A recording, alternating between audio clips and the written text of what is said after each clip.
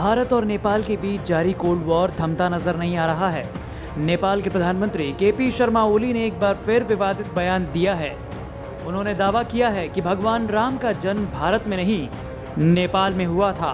उनका दावा है कि भगवान राम की जन्मस्थली बीरगंज के ठोरी में है। हालांकि जानकारों की माने तो अब केपी शर्मा ओली के पास अपनी कुर्सी बचाने की बड़ी चुनौती है और उसी कुर्सी को बचाने के लिए ओली उलूल जुलूल बयानबाजी करते रहते हैं। अब आलम यह है कि उनके खिलाफ नेपाल कम्युनिटी पार्टी के अंदर विरोध होने लगा है। इस्तीफे देने के बढ़ते दबाव के बीच नेपाल के प्रधानमंत्री केपी शर्मा ओली ने कम्युनिस्ट पार्टी में कला को महत्व न देने का प्रयास करते हुए कहा है कि इस तरह के विवाद आम बात हैं, जिन्हें बातचीत के जरिए सुलझाया जा सकता है। हालांकि इसको लेकर अभी तक तस्वीर साफ नहीं हुई है कि आगे ओली के भविष्य का क्या होगा। लेकिन ओली के इस बेतुके बयान से पूरे देश में आक्रोश का माहौल है और आम लोग चाहते हैं कि भारत अब नेपाल को सबक सिखा ही दे। वाराणसी से लेकर अयोध्या तक साधु संतों ने नेपाली प्रधानमंत्री के इस बेतुके बयान पर उनकी निंदा की है। प्रधानमंत्री जैसे पद पर रहते हुए उसको यही कहा जाएगा कि एकदम महामूर्ख है। उसे पता ही नहीं है अयोध्या के और जनकपुर के विषय में।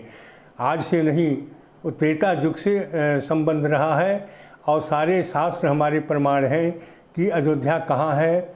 उत्तर दिशा में सरयू पावन अयोध्या नगरी है, जहाँ के उत्तर दिशा में सरयू बह रही हैं, और उसी प्रकार से जनकपुर है।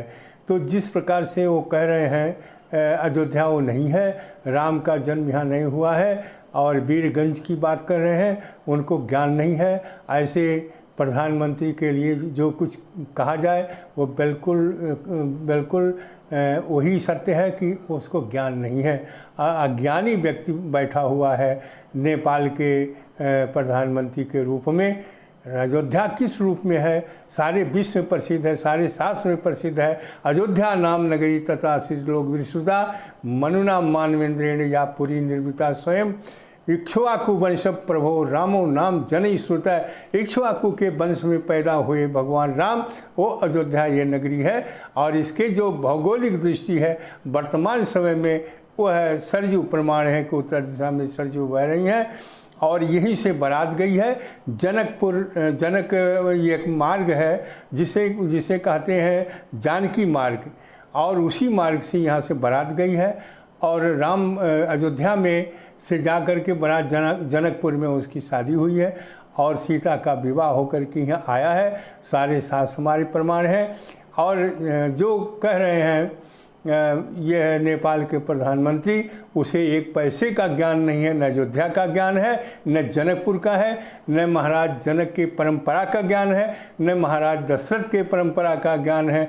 ऐसे अज्ञानी को अयोध्या के संबंध में बोलना यही कहा जाता है कि वह एकदम प्रधानमंत्री होते हुए अज्ञानी है और उसके पास कोई ज्ञान न है। न अयोध्या का ज्ञान है, न भगवान राम के विषय में ज्ञान है, न जनकपुर का ज्ञान है, न माता सीता के संबंध में ज्ञान है।